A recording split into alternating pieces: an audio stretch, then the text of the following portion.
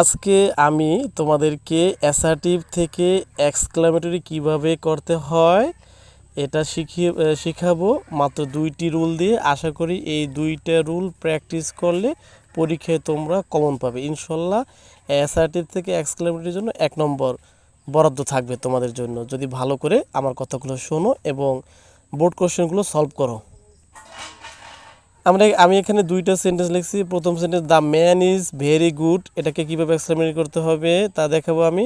আর দ্বিতীয় বাক্যে আছে the man has a very good quality, এটা কীভাবে আমরা এক্সপ্লেন করব। প্রথমে আমরা এটাকে ডিভিশন করব। ভার পর্যন্ত প্রথম অংশ দেব, এই ভার পর্যন্ত প্রথম অংশ এবং ভার্বের পর থেকে দ্বিতীয় অংশ।